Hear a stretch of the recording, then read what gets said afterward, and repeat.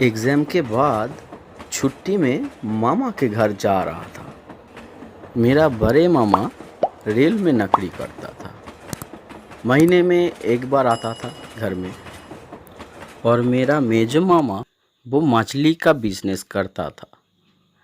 गांव से रात में मछली लेके शहर चला जाता था।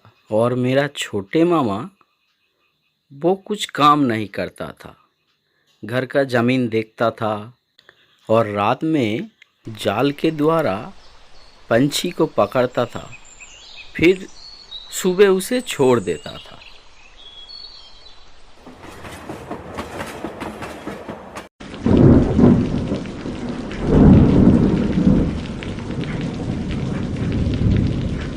मामा के घर पहुंचते ही शाम से बहुत बारिश हो रहा था।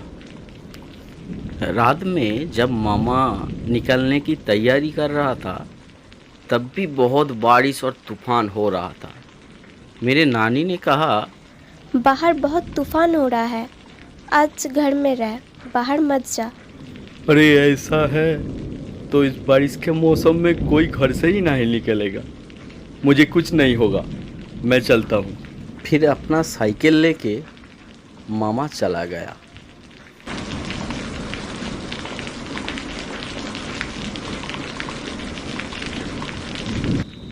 उस दिन बारिश रुकने का नाम ही नहीं कर रहा है। शाम तक बारिश हो रहा था। मामा ने शाम को लौट आया, पूरे तरह से भीग के आया। मैंने पूछा, मामा आपका साइकिल? एक बड़ा पेड़ टूट के गिरा मेरा साइकिल के ऊपर। मैं तो बच गया लेकिन साइकिल टूट गया। उस दिन के बाद से मामा पूरी तरह से बदल गया। मछली का व्यापार बंद कर दिया। सारा दिन सोता रहता था और रात को निकल जाता था। कब लौटता था पता नहीं।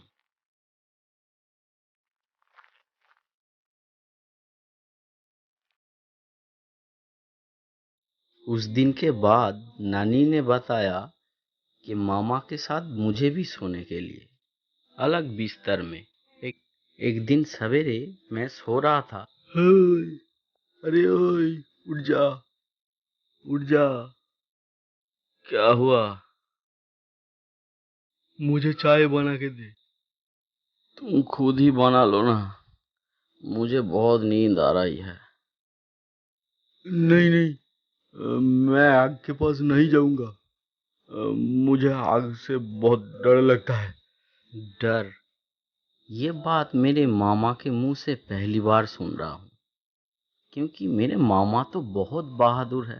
फिर क्या करता, चाय बनाकर मामा को भी दिया और मैं भी पिया। फिर एक रात में एक ऐसा चीज हुआ, मैं बहुत डर गया। बहुत गर्मी था, नींद नहीं आ रहा था। मामा के बिस्तर के तरफ मुड़ते ही मैं डर गया। मामा का शरीर बिस्तर से बड़ा हो गया था। पलक झपकते ही फिर पहले जैसा हो गया। मैंने सोचा ये मेरा वहम है। ये बात मैंने किसी को नहीं बताया। फिर कुछ दिन बीत गया।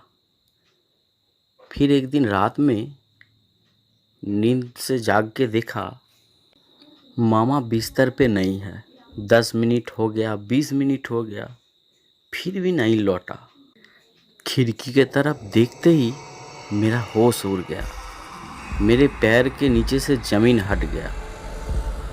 मैंने देखा छोटे मामा एक पेड़ में पंछी पकड़ने के लिए जाल बिछाया था और उस जाल में एक छेद था जहाँ से पक्षी बाहर चला जा रहा था। और मेरे मेजो मामा बाहर बैठ के ही उसका हाथ लंबे हो गया। फिर जाली में जो छेद था उसको बंद कर दिया। ये सब देख के मैं बहुत डर गया था। मेरी धड़कनें भी बहुत तेज चल रही थी। लग रहा था अभी बेहोश हो जाएंगे।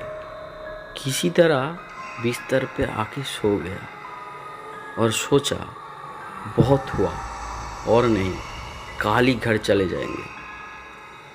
ये सब सोचते सोचते कब नींद आ गई पता नहीं चला।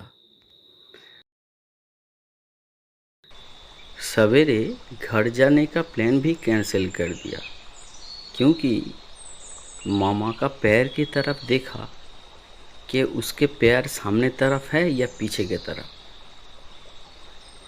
देख के मेरी जान में जान आई।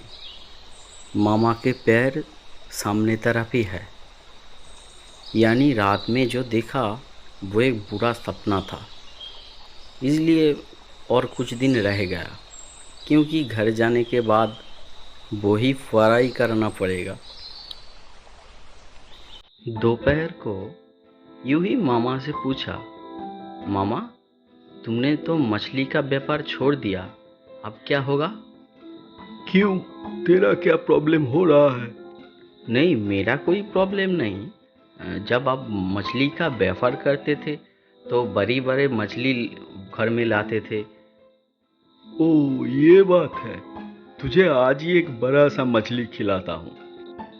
कुछ देर बाद ही कहाँ से एक बड़ा सा मछली लेके मामा आ गया, और नानी भी बहुत खुश होके वो मछली काटने के लिए गया। हर रोज़ एक बिल्ली घर में आता था खाने की तलाश में। वो भी उस दिन आया, लेकिन जैसे ही मछली के पास गया जोर से म्याऊं करके चिल्लाया।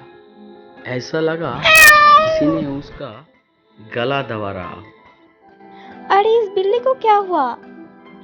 दोपहर को नानी ने जब एक मछली का टुकड़ा मुझे खाने के लिए दिया तो खा के देखा, बहुत अच्छा टेस्ट है, सही है।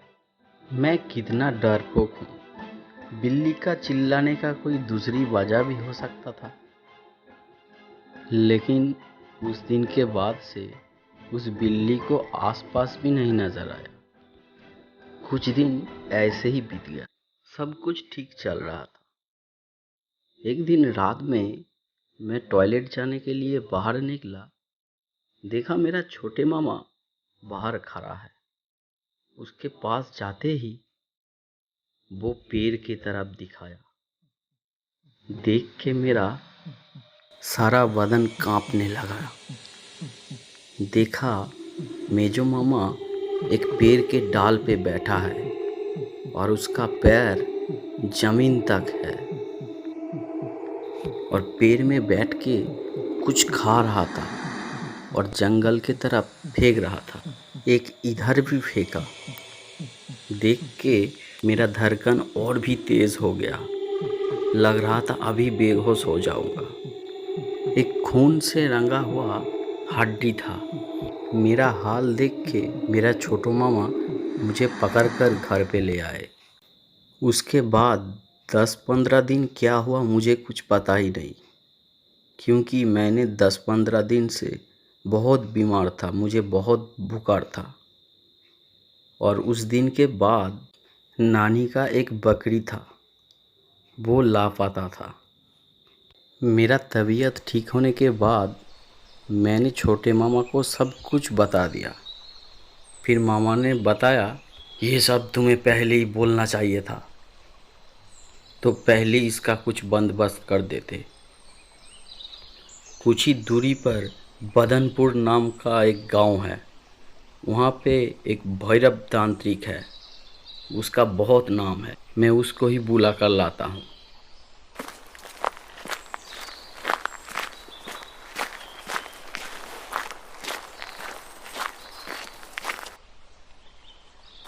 छोटे मामा जाने के कुछ देर बाद ही मेजो मामा आ गया और बताया, छोटे कहाँ है?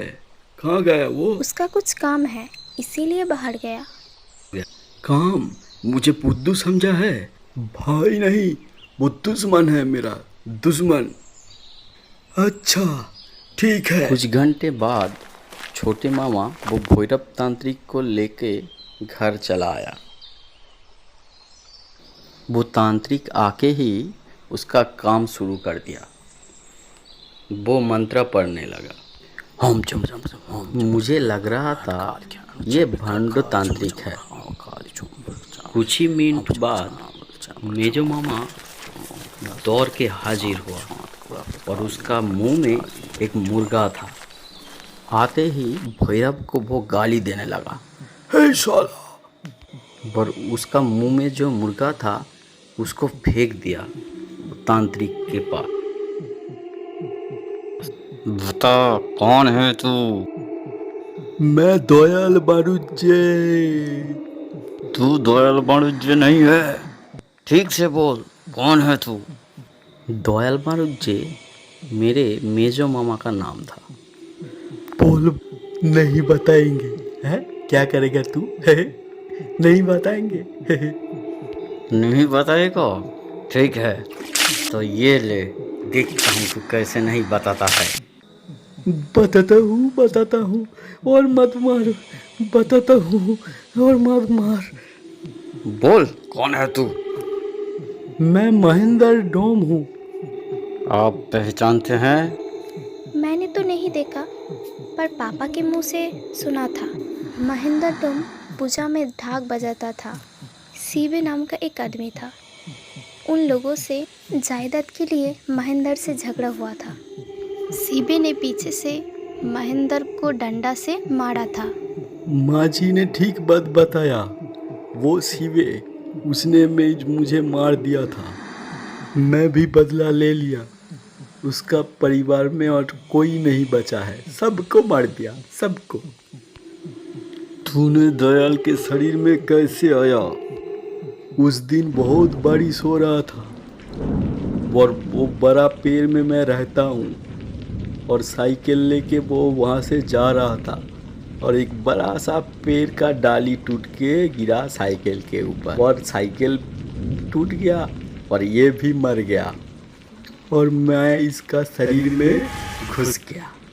ये शरीर तुझे छोड़ना पड़ेगा। दिमाग खराब है, हैं? मैं नहीं छोड़ूंगा, मैं नहीं छोड़ूंगा। नहीं छोड़ेगा? तो ये ले। और मत मार, और मत मार। मैं छोड़ दूंगा, मैं ये शरीर छोड़ दूंगा। तू छोड़ देगा, इसका सबूत क्या है? वो जो पेड़ का डाली है, मैं जब इसे छोड़ कर जाऊंगा तो वो मैं साथ लेके जाऊंगा।